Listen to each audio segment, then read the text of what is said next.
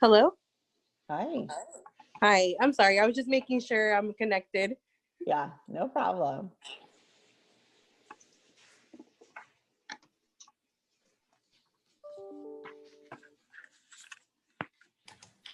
So I did unmute all of you, but feel free to mute yourself as we go along. But in case you have any questions or anything else.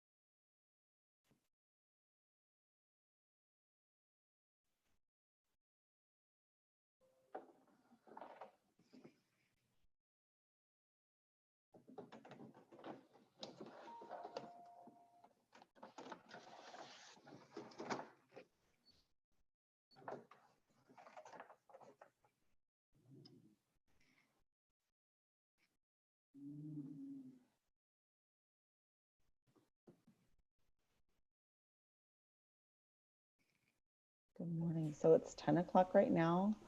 There's still a few more people coming in, so I'm gonna wait just a minute before we get started. So excited to see all of you.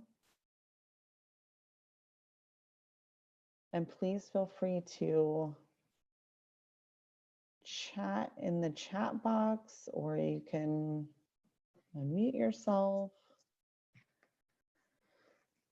This is only going to be about an hour long, so and it's just to kind of give us an overview of, you know, the intersection between pets and domestic violence.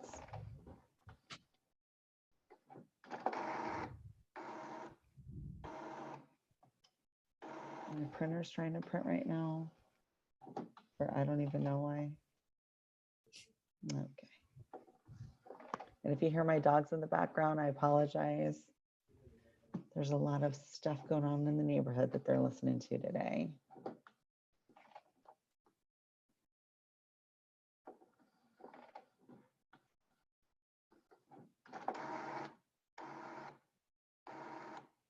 All right.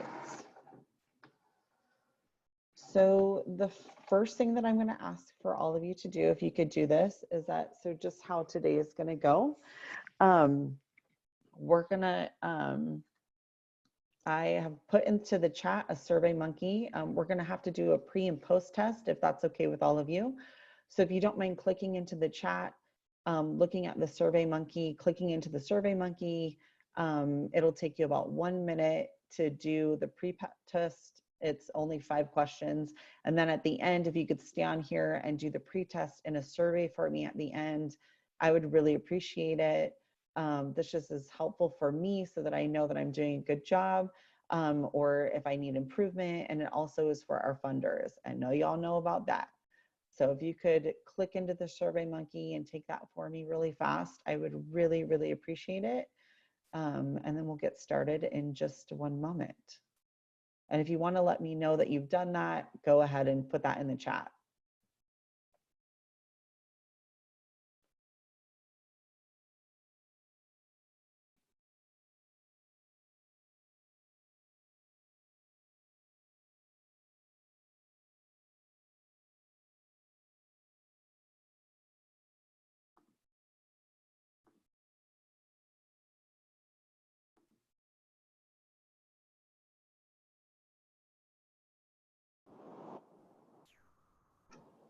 Sam?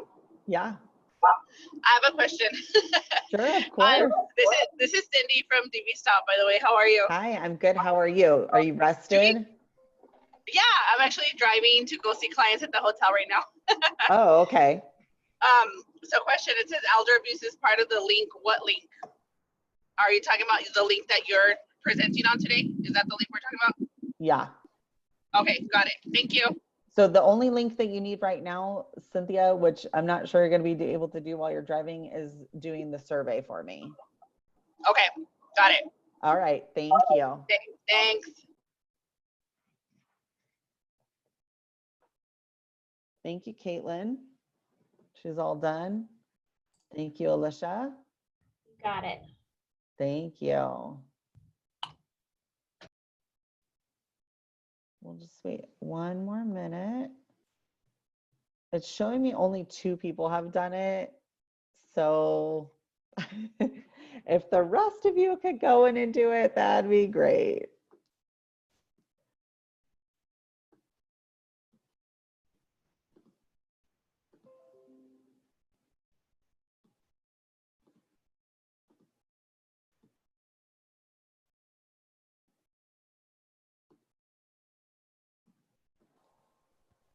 Thank you, Jenna. Thank you, Mary.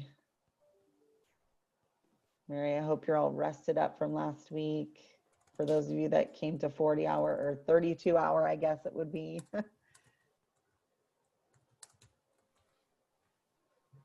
Thank you. Perfect. Thank you.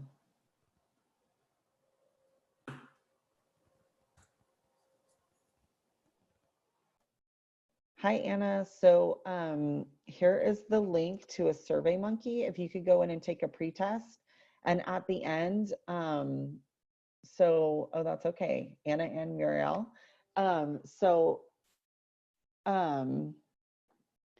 If you could just go in and take the pretest to the SurveyMonkey link that I just put up. And then at the end, we're going to do a post test and a survey. If you all could fill both of those out before the end of the webinar, that would be really great. I'd really appreciate it. But to do the pretest right now, we're just waiting a couple minutes for a couple more folks. I am trying to get, there's someone trying to get on here.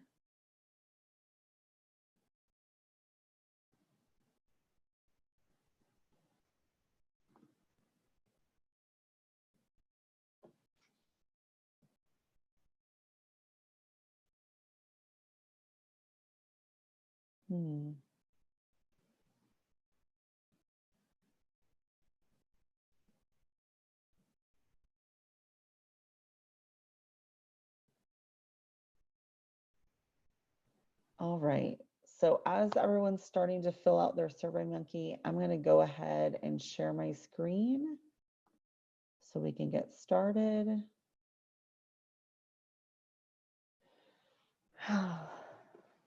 All right, everyone can hear me? You guys are good? Just want to make sure.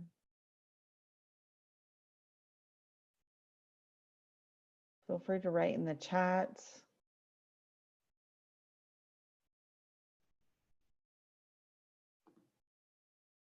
All right, so can everyone hear me? I do want to make sure that everyone can hear me. Okay, perfect. Thank you, Mary. I appreciate it. Thank you, Natalie. Yep, you guys are awesome. Thank you, because I'm about to ask you another question. But first, let's talk about what we're going to talk about today. So today we're going to talk about animals and intimate partner violence. And this is so there's going to be 3 webinars kind of like this, but we wanted to give you guys just not as much pressure as coming to all 3. So I did this webinar in a week. I did this one and the 2 others that are part of it because it's part of a 3-part webinar series. In July, I did it in 1 week, and we wanted to kind of spread them out this month and just let you all go to which ones you wanted to go to. So at the end of this one, through the listservs, I'll be sending out another flyer for the next one, which will be next week. And that one's going to be about trauma and our pets and our survivors. And then the one in the following week after that will be about co-sheltering. So if you don't want to come to trauma and stuff, and you just want to skip to co-sheltering, and you can definitely do that. You don't have to come to all three. It'll be about an hour, the same as today. Or you can come to all three. I would love to have all of you there. So, and if you have any questions, let me know, but that's going to be sent out through the listserv like this one was. So if you have any concerns or questions, feel free to email me after that. Or if you don't get it through the listserv and you need to ask me through my email, go for it. So today is our first webinar. Let me get my mouse working. So the first thing that I wanted to do was ask, what was your first pet's name and what kind of pet was it? And so you can, if you want to put it in the chat, let's talk about it. So my first pet was a guinea pig, and I don't remember its name, but my first pet that I remember was a dog, and her name was Sunshine. Yay. Thank you, Alicia. Fritz, a beagle dog. Ollie. Old Gray was a kitty. Tabby cat. Love it. You blue healer named Bandit. Rainbow, a betta fish. We've got a betta fish at my house. His name is Hydro. I'm here for it. Cat named Tipsy. Love it. Cockatiel named Chula. Oh, that's so cute. Whiter German Shepherd. Wizard. Oh, that's a dope name. I like that. That's cool, Allison. Dog JJ, Dalmatian named Chief. That's so cute because it's kind of like the fire department. I love it. I have 2 rescues now. One of them is a schnoodle, which is his name is Bailey, and he's a schnoodle, which is a half schnauzer, half poodle, but I call him Schnoots. And I also have one that I rescued. She's the love of my life besides my child. For anybody that has ever seen Modern Family and you know that the dad is obsessed with Stella, his French bulldog, that's how I feel, and like doesn't care about his family at all. That's kind of how I feel about my dog that I rescued in January. Her name is Faith. She's a pit bull Labrador mix, and she is amazing.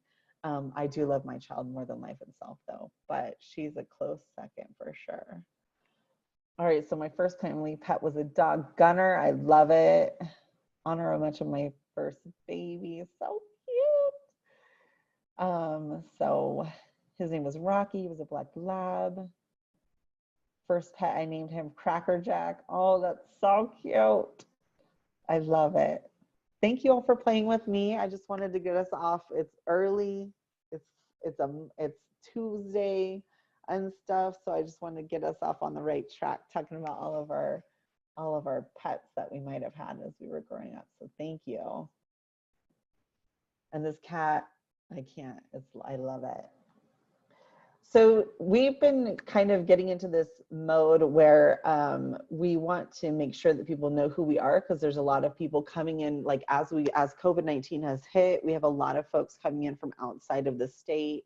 I don't think that's the case with this today, but we have a lot of folks that either might be new advocates and really don't know who we are, what our role is. And so we just want to kind of briefly talk about who we are and what we do here at the coalition. So each state and territory has a coalition for domestic and sexual violence that is a non-governmental, nonprofit organization. So some states have them. So here in Arizona, ours is combined. So we are a domestic and sexual violence organization. We are based in Phoenix, but we travel everywhere. Before COVID, we traveled everywhere. I mean, I was going to Sierra Vista once a month. We did a sharing experience in Parker right before everything shut down. We do stuff in Tucson, we do stuff in Nogales, we do stuff on some of the reservations around the state. So we are statewide, even though we are based in Phoenix. ACESDV advocates for comprehensive responses for domestic and sexual survivors at the local, state, and national levels. So we have a policy person on our staff. Her name is Katie. I think she's on this call right now or on this webinar. Thank you for coming, Katie. She loves herself some pets and I love her for it. So she's the most beautiful dog. I love it. So what she does is basically we don't really see her face from January to April while session is in at the legislature, and she basically works on getting bills and things passed and working on getting bills passed to make things safer or helping to go against some of the bills that are not going to make for a safer time for our survivors in our community. And so that's what she does. She works on those things. And then she also keeps us up to date throughout the year, working on budgets and working on what's going on at the federal level, which there's been a lot of stuff going on this year, obviously. And she's been sending out COVID updates about what's been happening on the federal level and how it's been affecting our survivors here in Arizona. And so that's been really great to have her be able to work on that stuff and keep us up to date. The coalition serves as the primary provider of training and technical assistance. That's me, that's what I do, that's my role, for domestic and sexual violence programs in Arizona on best practices in programming and administration, and advocates on behalf of programs and survivors in public policy advocacy efforts. I was just talking to someone the other day and they were telling me we were talking about the coalition and what they thought our role was. And she said, and I love this, she said that we advocate for advocates. And I just really love that. And it's stuck with me. And I agree, because if we're not advocating for advocates, then our survivors aren't getting the things that they need as well. And we always want to make sure that we are as survivor centered as we possibly can be. And so I really love that definition and how she thought about us here at the coalition. And then our mission is to dismantle oppression and promote equity, because we feel like oppression is part of the reason why there is violence in our society. And we want to promote equity to make sure that we can start having equitable, safer communities out here in the world. And so we want to make sure that we're building safe and resilient communities, because we know that that starts to diminish some of the violence that we see in our communities. So there was something in the chat. So I just want to pop up here and make sure that I'm not missing any questions, because I can't really see the chat. You are welcome, Katie. You are welcome. And then there was a question and answer. Black Lab, and her name was JJ. I love it. I love it. So our objectives today are to continue to have a better understanding of domestic violence and pet prevalence. We will explore the link between animal abuse, child abuse, domestic violence, and elder abuse. And we will explore shifts in the pet abuse and domestic violence movement. So let's just do a little bit of an overview about domestic violence prevalence. So this is our advocates. Look at our advocates' definition of what domestic violence is. It's a pattern of abusive or coercive behaviors in an intimate or familial relationship that are used to gain and maintain power and control over another intimate partner. And the key word here is pattern. So you have to show a pattern when you go to get an order of protection. You may have to show a pattern if you're seeking some sort of legal response.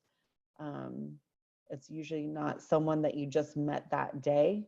That's if you're getting hurt by someone that you met that day, it doesn't constitute as a pattern. And so these are the things that the legal system looks at, and that we as advocates also have to look at. So domestic violence can be kind of this umbrella term. There's a lot of things that fall underneath it. It's the first term that kind of came out of the movement. And then we've been domestic violence is so nuanced that all these things kind of fall underneath it. So we have family violence, teen dating violence, intimate partner violence, intimate partner sexual violence, elder abuse, child abuse, and animal abuse. So those are some of the things that we might talk about, that we might see, that we may infer to when we're talking about domestic violence.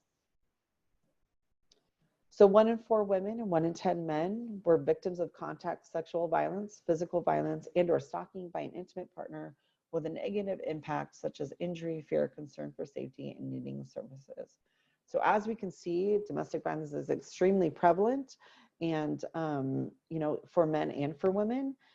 It still is, you know, it still affects women more than it does men, but a lot of us are really, when we're out in the community and we're talking to people that don't do this work, it's still always really surprising for them to see that this number is 1 in 10. Because we usually don't think about it for men as being 1 in 10. We think like 1 in 100 or 1 in 1,000 or 1 in a million. But because of our socialization here, how we socialize our young boys, there's just not enough. We just don't think about it. We don't think about men coming forward with this information. At least 95 people were killed in domestic violence related homicides in Arizona in 2019. Usually I'm pretty up to date with this, but with COVID and not being able to see Nora, who is amazing and does this work for us at the coalition. She works on our helpline. She also is responsible for keeping track of all the domestic violence fatalities that happen here in Arizona. And then we release that information to the programs at the end of the year. I'm not sure where we're at right now with 2020, but it still is, on average, we have over 100 folks that are killed in domestic violence related incidences. And why it says related is that we're not just looking at the victim, we're also looking at law enforcement that might have been hurt or killed, or not hurt, but killed in that domestic violence instance, or friends and family that may have interfered and been hurt, or I keep saying hurt, but been killed by a perpetrator.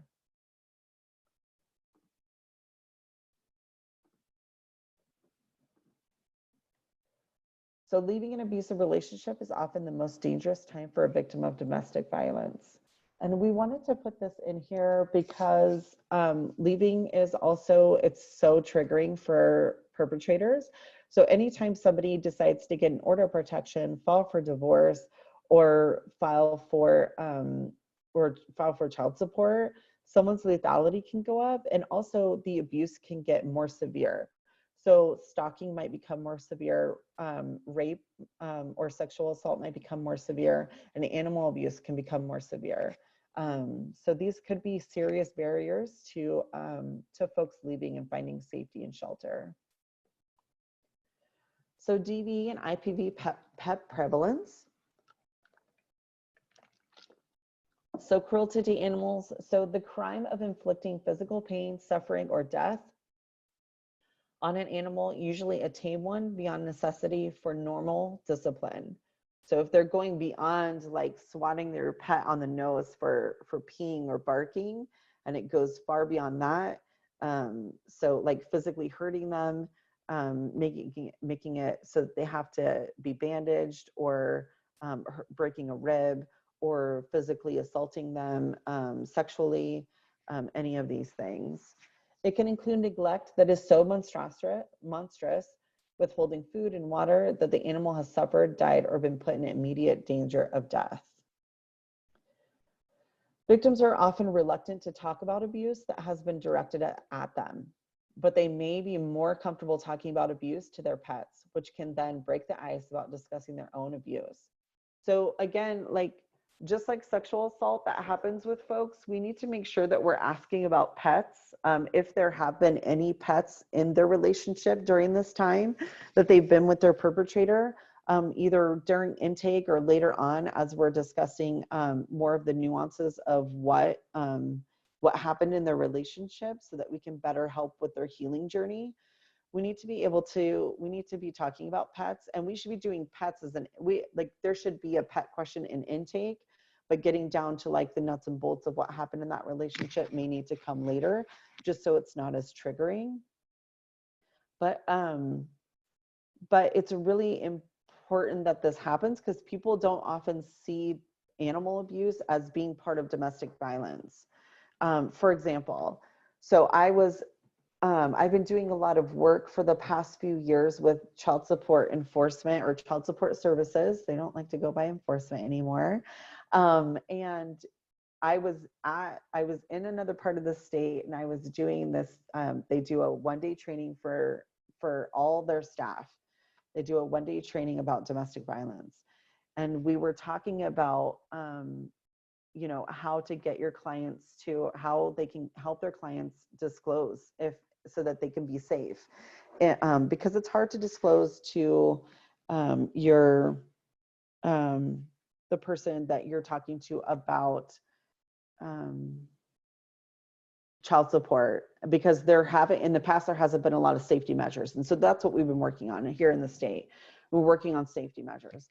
And so one of the caseworkers was telling us a story about, she was working with someone and they have to do a 7-question safety questionnaire about domestic violence when they come to get child support. So every single person that goes to get child support has to do this 7-question questionnaire with their case manager. And so she goes through the whole thing and the woman says no. And then the case manager asks her, is there anything else that you want to tell me about your relationship? And I guess the woman didn't really think anything of it, but she just nonchalantly told her about this horrific thing that her partner had done to their puppy in front of their daughter. And so it was interesting because the DCSS caseworker, the child support trainer who I was with, was so shocked. And I had already been doing all this research about pets. So I was like, I was a little bit more desensitized, but it was still a little bit shocking that she just said it out loud like this. But the trainer had to like stop. She was so taken aback. She had to like stop and give herself like 5 minutes to like process what she had just heard. That's how horrific this was. And I don't want to say it out loud. But the way this case manager said it was so nonchalant that it made me think that this, and she even said that she just kind of opened her mouth and this came out, and she didn't think anything of it. She didn't think that was part of, that was to keep them quiet, to maintain control in that relationship, this perpetrator, to keep power in this relationship, to show that he could do this to their puppy, he could easily do it to them. Didn't even cross her mind. And so it's really interesting to think that a lot of people don't think that animal abuse, and even law enforcement has a hard time with this. They will arrest for animal cruelty, but they will do no further investigation into, is there something bigger here? Is there domestic violence happening in this home or in this relationship? And so just some things to think about as we continue on. And that's kind of why we're doing this work, right? So that we can bring more awareness. So 68% of all US households and 82.5 million homes include a companion animal. So this isn't just an animal. This isn't an animal that, this is a pet. This is not just an animal that is for, what's the word I'm looking for? It's not an animal, I want to say safety animal, but I don't think that's the word I'm looking for. Shoot. So the animal that, yes, I know somebody has the answer for me. Service animal. Thank you, Katie. Of course. Really quickly, there is a question. From Jenna, is there fear of increase during COVID with stay at home orders? Yes, there is fear. There's been several webinars that have been going on during this time for the past few months about animal abuse and COVID-19, and that we all need to be on like a heightened alert, because if someone's calling in if they're calling law enforcement, they're calling animal control because they feel like an animal is being abused, like a neighbor, then there needs to be a heightened level of, are we investigating properly? So it is something like everything during this time has been heightened. Domestic violence has been more lethal. It has been more aggressive from what we've been hearing from folks around the state around the abuses that folks have been incurring, and animals have also been suffering because of that. And it's really interesting because, you know, there's not a lot of DCS happening right now. Like DCS isn't getting a lot of phone calls because a lot of that is coming from teachers, right? And so these students have been out of school. So DCS has kind of just been hanging out all summer, but neighbors have been able to keep on calling because they're at home. They're maybe living next to a family that is suffering from some domestic violence in the home, and so they're able to keep. So those numbers have been showing and have been rising, and you can look more about that. Yeah, thank you, Mary. So she says, I saw there's been a 10% spike in DV in just Phoenix during COVID. So disturbing. But there has been, I've seen no slowdown, like DCS for kids, there's been a slowdown. I've seen no slowdown with animal control. They're still out there, still doing their work and things like that. And that's what I've read as well across the country. So great questions, thank you. So yes, so service animals. So with this statistic, I just want to point out that like, so 68% of all US households have a companion animal. So and by law, our programs and our shelters have to include service animals in their intake process as their onboarding process as folks come into shelter or a program. And so we want to get to a point where we're not just shutting out that 68% of people that have companion animals. I think that's why we're doing this, and it only makes sense, and it shouldn't be such a huge transition into doing something that we're already doing for service animals. And that's what we really want to get to with these 3 webinars, is get to the crux of that, is that we shouldn't, like, it should be an easy transition to doing something that we're already doing. We're already doing this work. We're just doing it on a smaller scale with service animals. And what's stopping us from expanding that? Funding. I'm going to talk about funding at a later date and stuff. So if you want to know more about co-sheltering, come to the 3rd webinar at the end of the month. I'll be sending out a flyer for that. But we shouldn't be ignoring the other 68% of the population, or not ignoring them, but not be able to have services for them with something that we're already doing for service animals. So just keep that in mind. With the majority of homes having pets and 98% of Americans calling pets companions and family members, animal abuse does not occur in isolation. It is one form of interrelated family violence and dysfunction, and a red flag for other violent behaviors. And that's kind of what we're going to talk about today, is it being a red flag for other violent behaviors. And just like, you know, we hear from survivors all the time telling us that like that they think that their situation is unique and that their situation is isolated, but we know, because that's usually what their perpetrator is telling them, but we know that that's not true, and it's not true for animal abuse either. So it's prevalent, it's widespread, it's used as a tactic, and it's used and it's also used as a barrier for people finding safety. 71% of pet owning women reported that their batterer had injured, maimed, killed, or threatened family pets. This is why we need to have information on intake forms across all levels, like intake when you're going to get legal services, intake when you're trying to get shelter services. And we need to be having these conversations and talking about it, and making sure that there are enough resources here in the state that we are able to help these folks. So threatened human victim, it's a threat to human victims. Domestic violence and child abusers may kill, harm, or threaten animals to exert dominance and power over their victims and to show them what could happen to them, right? We've kind of talked about this already. In this way, animal abuse silences domestic violence and sexual abuse victims, is a serious risk to pets, and is a significant barrier that prevents them from leaving violent relationships. Women reported that batters who abused pets, in contrast to batters who were who did not, were less likely to consider pets as sentient beings or members of the family, and more likely to view pets as property. So a sentient being is something that has feelings or can feel things. So abusers don't think about pets being that way, right? Like they don't think about them in that way, that they're not feeling anything that's happening to them inside the home.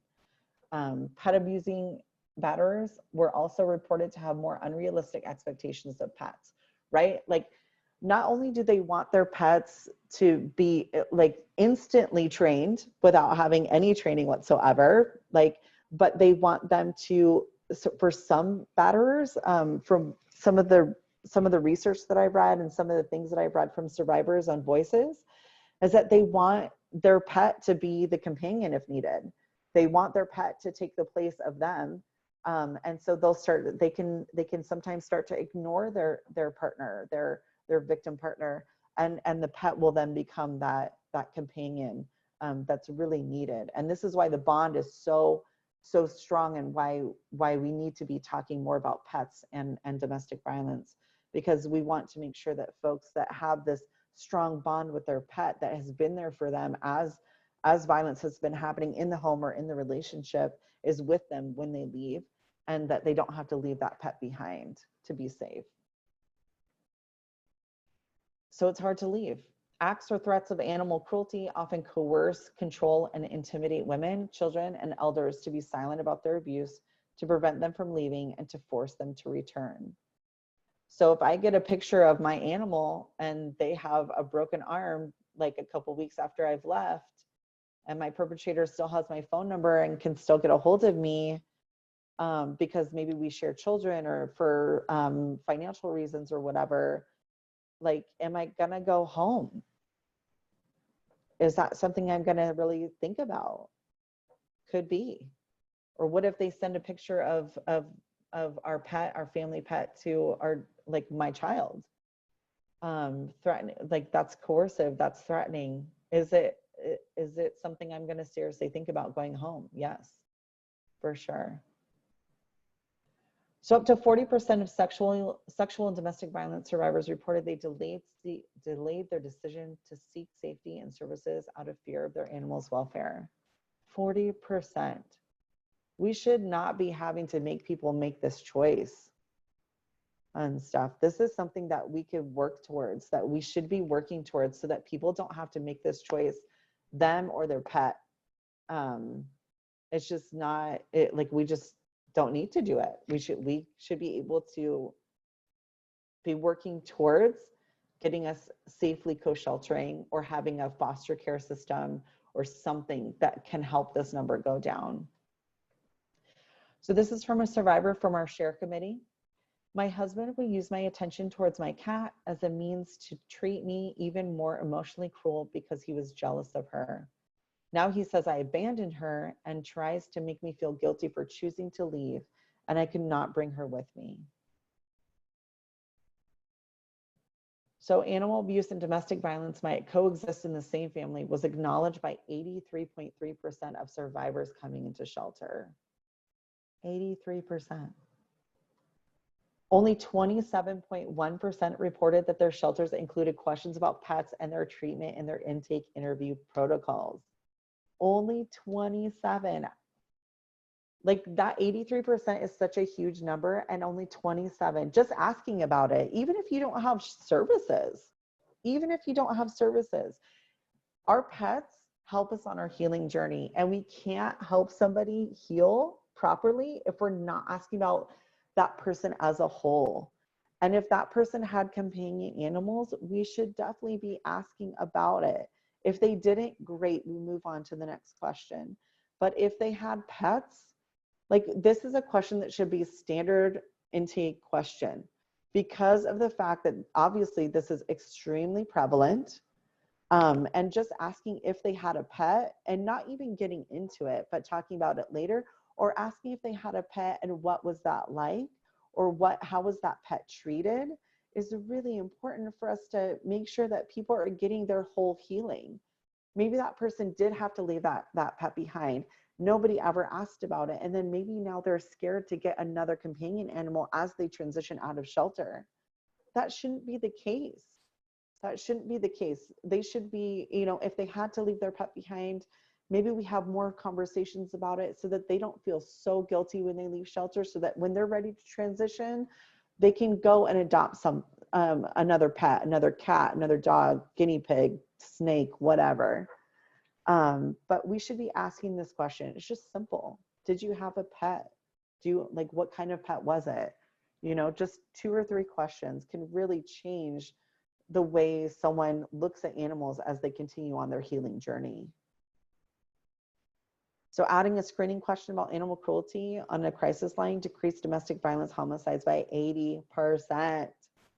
And we do ask this. So for those of you in Maricopa County that where we have to call the safe DVS line, there is an animal question on that, which is amazing and great, and we love that.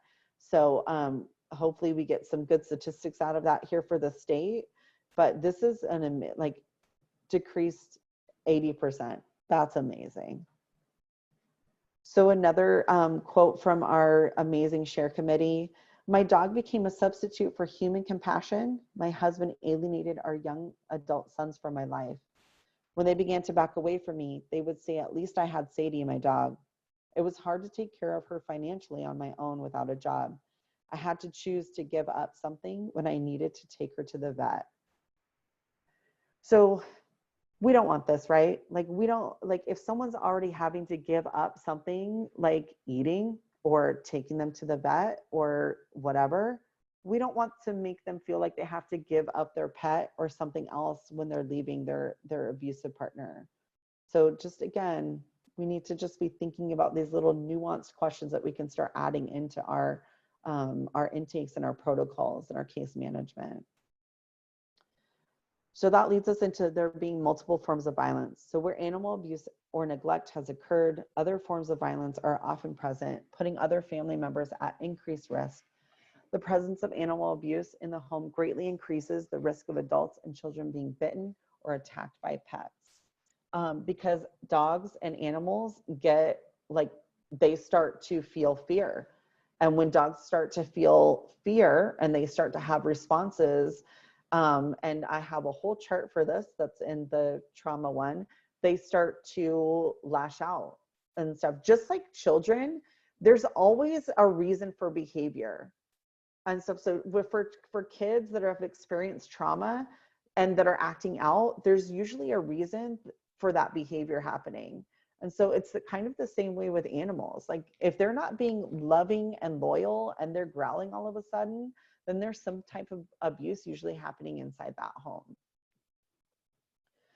So this is the link. So there's an organization called the National Link Coalition, and all they work on is the link between domestic violence and animal abuse, animal abuse and domestic violence, elder abuse, and child maltreatment. And so there's a link between all of these. So animal abuse presents a risk of child abuse. Animal abuse is used to threaten human victims. Animal violence may predict future violence.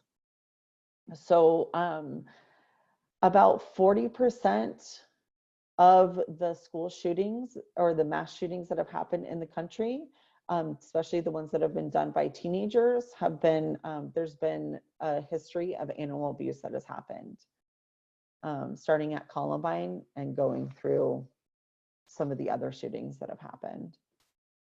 The co-occurrence of multiple forms of violence increases future violence, and animal abuse is used to prevent families from leaving the abusive home. So this is kind of the tenets of the link. So child abuse. Pets are part of the construct of children's autobiographical memories. 80% of children's dreams are about animals. Isn't that cool? Isn't that cool? 80% of children's dreams are about animals. Not only that, but almost think about your childhood or your children's childhood and think about almost every single fairy tale that we subscribe to when we're young has animals in it. Think about that. Every single one. Cinderella, we got the mice. Snow White, we got the birds and stuff, right? Like, and that's just two. But every single fairy tale that we subscribe to has animals in it, and they are some sort of main piece of it, or a contributing factor in that fairy tale. So childhood witnessing of animal cruelty results in significantly more risk of adolescent or adult interpersonal violence. So a growing number of evidence suggests that bonds formed or broken with companion animals reverberate and resonate across the lifespan. So whether we are building bonds, like we talked about this morning, or already just, you know, all of you remembered your, like what kind of animal you had, the name of your animal, that bond will stick with you through your lifetime. I will never forget my first dog and stuff. And even, I don't think I'll forget all the ones that have come after.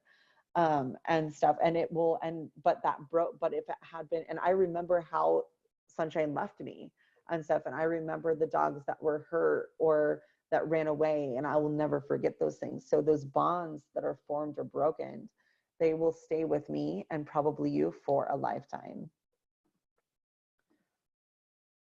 Oh, Sarah Youngblood, who, Sarah, I'm so excited. Yay! We added this question to our DV questionnaire. Have your pets been abused to the point they become injured or suffered? Sarah, thank you so much for chiming in. So Sarah works for Community Legal Services. And I remember having a conversation with Sarah a while ago about adding a pets question. So I'm so excited. I don't think this is because of me, but I am so excited that you guys did this and that it's on there because it's just so important. And it also, there's legal ramifications that can happen. So CLS is on top of it. Thank you so much for sharing that, Sarah. I really appreciate it.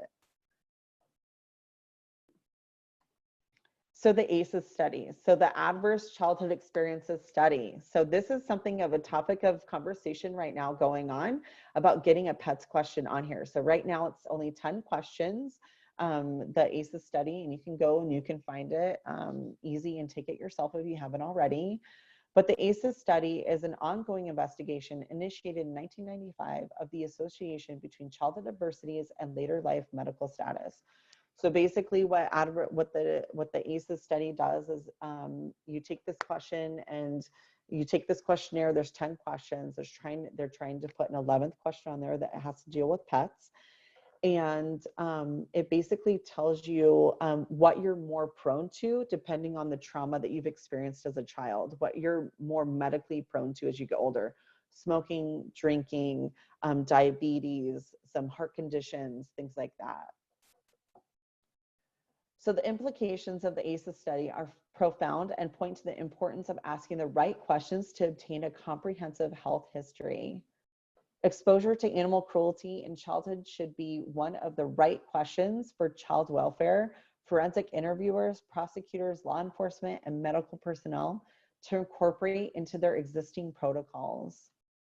Exposure to animal cruelty is a potential adverse experience that can contribute to toxic stress and long-term related health outcomes.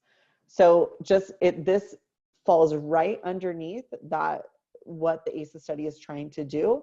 And this can also help with determining, it will help determining those long-term health outcomes.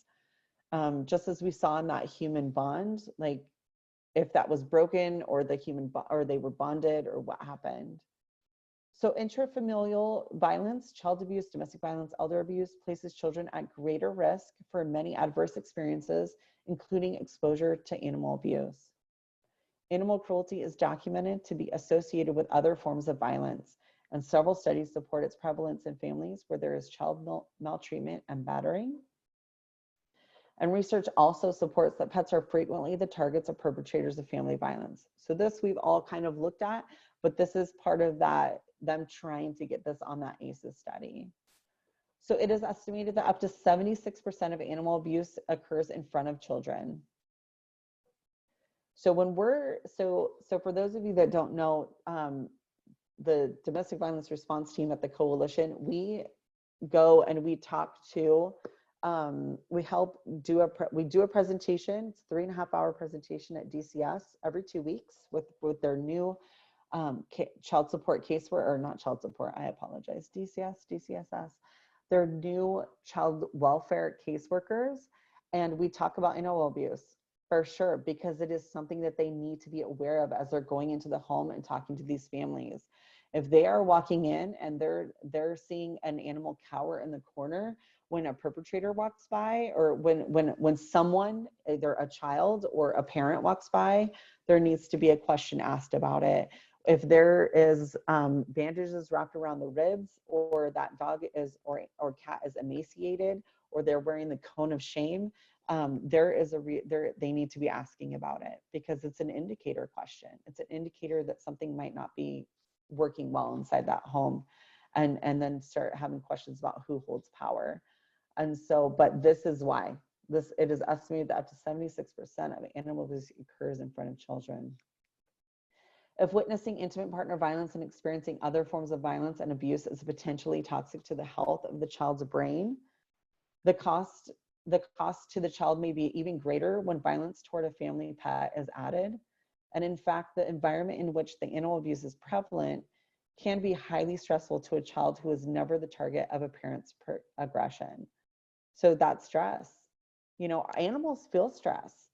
For those of us that have animals, or that have had animals living with us, my dogs know when I'm stressed out, because I'm getting extra cuddles, right? Like, they know it. And so we need to, so we need to make sure that we're having these conversations with folks. So what is happening right now? And I just found this morning, in all honesty, and I thought I would pop it in here for us. So right now there's a congressional subcommittee exploring new ways of talking about animal abuse, and maybe some new protections around child abuse. So HR 2808, Katie, take note, my friend. The Child and Animal Abuse Detection and Reporting Act, introduced by Representative Ann Custer, I don't know how to say that, with 20 co-sponsors, would amend the Child Abuse Prevention and Treatment Act to include data on animal abuse within the National Child Abuse and Neglect Data System, which is a huge, huge thing. It would require NCANs to maintain and disseminate information relating to child abuse and neglect cases in which animal abuse occurred, including any failure to act which results in undue pain, suffering, or death to any animal. That's a really big deal. That is, we need, like, that's just bringing more safety to pets and more safety to children, and helping us, you know, have better actions. And then the committee encourages the Human Health Services to explore the feasibility of including a category of animal abuse to caregiver characteristics and environmental factors that may place the child at risk for maltreatment. Isn't that great? Like, it's just great that they're exploring these things. There was a question. Yes, Mary. So, whoa, that's huge. I agree. I found it this morning, and I was like, I'm going to pop this in here. We all need to know. So it's for those of you working in child welfare, like, that's a really big deal to be able to have more, be able to have more research around this. So child welfare issues and elder abuse. So elders, they may neglect a pet. They may neglect a pet because they're getting older, and neglect one's self-care to care for the pet. So they may choose to, you know, with Social Security being the way it is, and if they're living in a home, they may choose to care for their pet instead of themselves. So they may choose not to eat and make sure that their pet is eating, which is not good for either of them. Attachment and pet loss. So when this is a really big deal, and veterinarians need to really be working on this. And those of us, I feel like this is something that we should all kind of look at for those of us that are working with elders. Attachment and pet loss. Pet loss, elders may have sort of suicidal ideation after the loss of a pet, because they're older, they feel like they're really alone. If they're in a home or no one's visiting them, they may not be able to recuperate from that loss of a pet. Also for veterinarians, the National Link has definitely been having more conversations with them about what happens if an elderly person comes in and wants to put down all of their pets, there could be some suicidal ideation happening there as well. So safety of caseworkers, home health aides, or homemaker services, just because they're coming into the home, and this is really talking about like hoarding, the hoarding of and making sure that home health aides and homemaker services are being safe, and then coercion and control by a loved one, usually by their own children that may be using. I read an article just the other day about a son kidnapping his mother's pet and holding it hostage so that he would get like $25,000 or $40,000 or something like that, some random amount of money, but basically just coercing her and controlling. Jealousy over service animals. So if they have, they might be jealous over their service animal, and then animal hoarding. And then APS caseworkers are being trained to recognize that declining animal welfare is often an early warning sign of a senior's self-neglect or animal hoarding problems. So there is a lot of conversations happening here about the link between domestic violence, or about elder abuse and child welfare. And so elder abuse is kind of all of it. So it's like the elder might be abusing, there might be coercive and control from an outside source, and then animal hoarding, which is usually the biggest thing that we see, right? So some implications for adults if animal abuse is happening. So foster the idea that victims are expendable.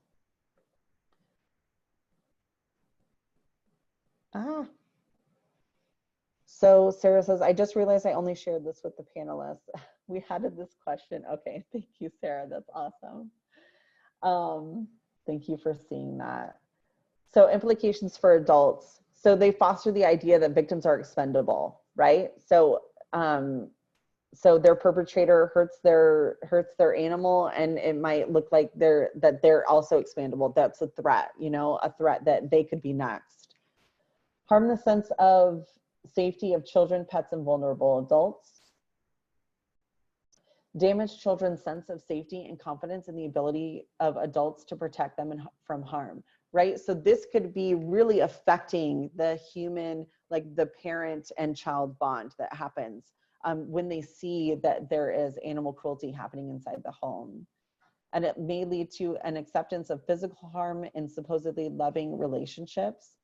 And it may foster a dynamic of inflicting pain, suffering, and humiliation to achieve power and control, and prevent survivors from leaving abusive situations fearing that what may happen to their pets. And then some implications for children. So it might promote a desensitization to violence, which is why we see those active shooter, those mass shootings happen in our society. It might damage a child's development of empathy. Again, looking at like animal cruelty as they get older, and it might affect those things. Foster the idea that victims are expendable. This goes for children and for adults. Damage the children's sense of safety and confidence in the ability of adults to protect them from harm.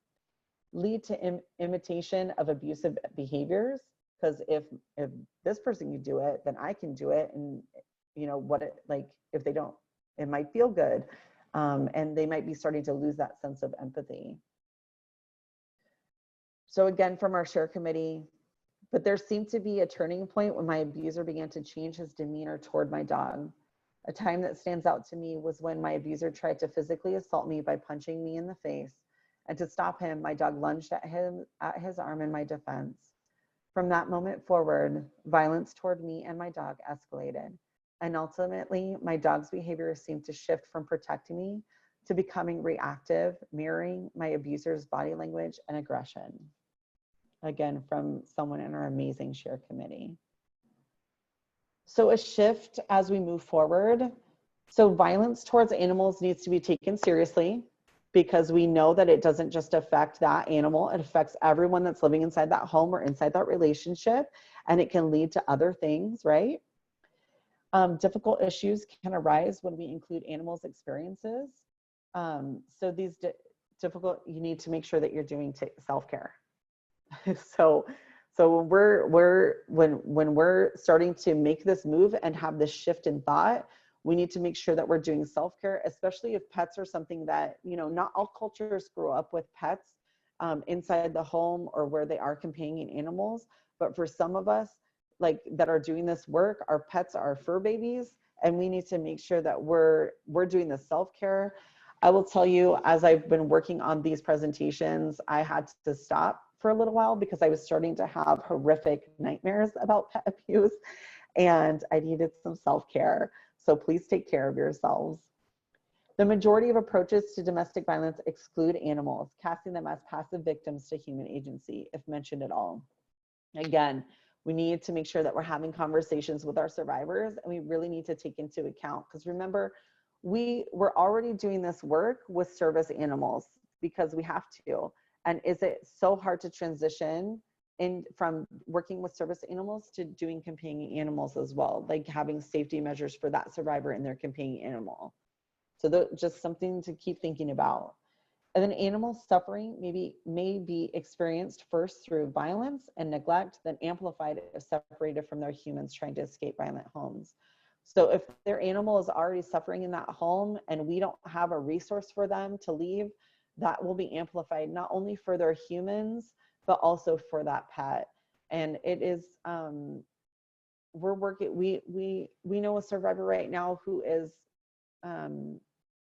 having a really hard time finding a space she refuses to leave without her pet, refuses. Her pet has been, you know, her companion, I mean, like literally her companion during these hard times for the past few years, and she refuses to leave. And it's very hard because we know that there are resources, and in Arizona we're getting more and more resources, and that is so great and uplifting. And I hope to see us continue to move forward. And I feel like that's happening with you all being on this phone or on this webinar today. So here's just some resources for you all so that you have them. And while you're taking a picture or looking at that, thank you, Jenna. This is great. Please let me know how we may respond. Yep, that's great. Thank you so much. And I will be reaching out for sure, Jenna. And some other resources. So Red Rover, who is a great funding resource, and we'll talk more about them on when we do our co-sheltering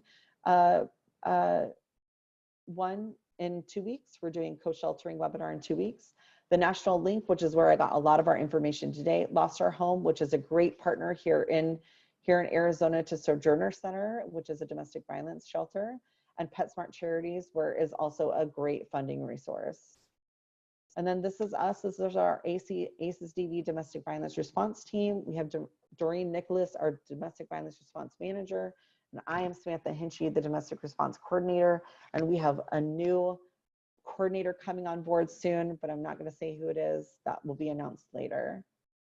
So I'm going to get out of this, and in the chat, if that's okay with you all, if you could take your pre-test, or your post-test, I am going to put the link up, and I would really appreciate you all doing this for me, because again, for me, so that I can get, so for our funders, we want that funding, right, to keep doing all this amazing pets work. So here is this. So if you could all fill that out, and then I'm also I'm going to put my survey, and that is also for our funders, but mostly it's for me so that I can make sure that I'm really making this as a robust and everything that you all need out in the community. Thank you all for coming. Let me put that survey up here. I would so appreciate it if you could fill it out and get it back to me. And does anyone have any questions? I probably should ask that. Questions, comments, concerns?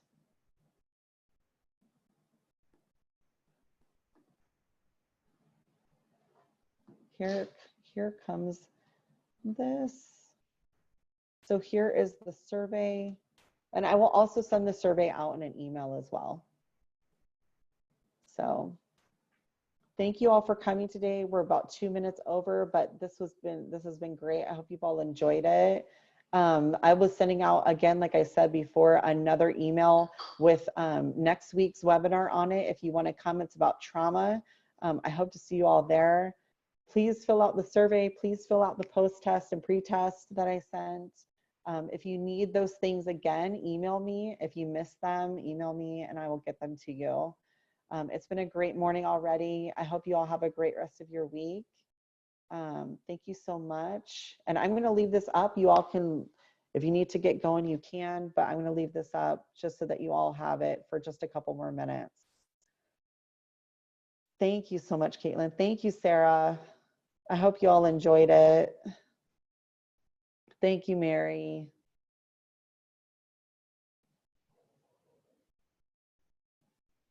Thank you, thank you. And for those of you that came from the sharing experience last week, thank you for supporting us. This has been great. You guys are great. Thank you, Kimberly. Make sure you fill your stuff out. I can send it out as a PowerPoint. If you want to email me, Jenna, I can do that. Thank you, Katie. You're the best.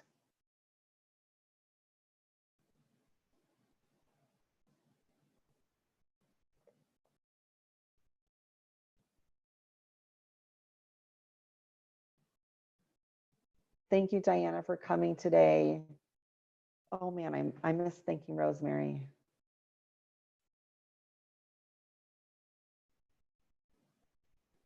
Thank you, Jenna. Thank you, Felicia. Thank you for being so supportive. Thank you. So supportive. Thank you, Tanya. I hope to see you all next week for the next installment. I'm going to put up the survey one more time just so you all have it.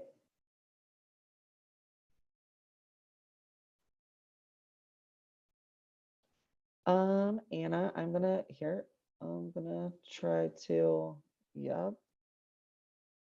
Okay, Anna, I'm gonna try to get you in there.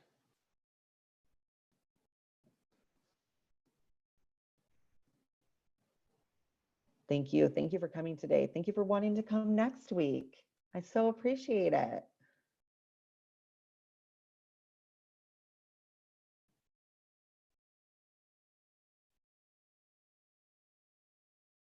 I know, I'm so excited, Beth, that this topic is being discussed too. It makes me so happy.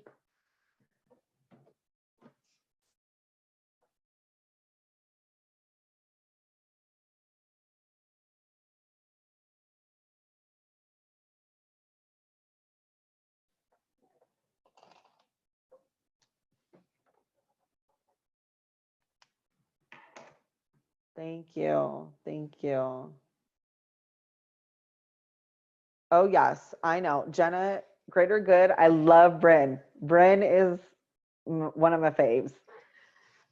She's so great. Like, we just had her out in January. We had her and Katie from Red Rover come out and we did a whole 1-day presentation with them. We did a pet summit with them, and I love Greater Good. I'm going to put them up here. I just usually put Red Rover because usually where Red Rover goes, like Greater Good is also such a great renovation. Like they're such great partners with each other. So thank you. Yeah. I love Bryn. They're so awesome. If I have any pet questions about ticks or anything, like Bryn's the one to ask. She's so great.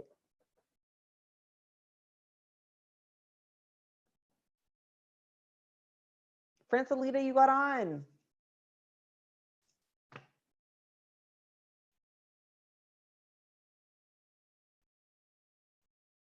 Francelita, I'm going to send you specifically here.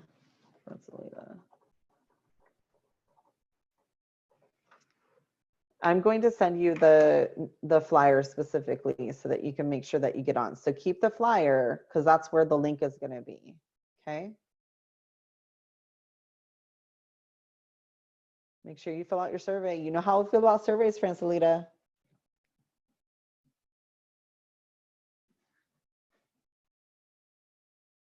All right, I think I'm going to close out now. You guys have been amazing. Thank you so, so much. And I hope to see you all next week. Thank you.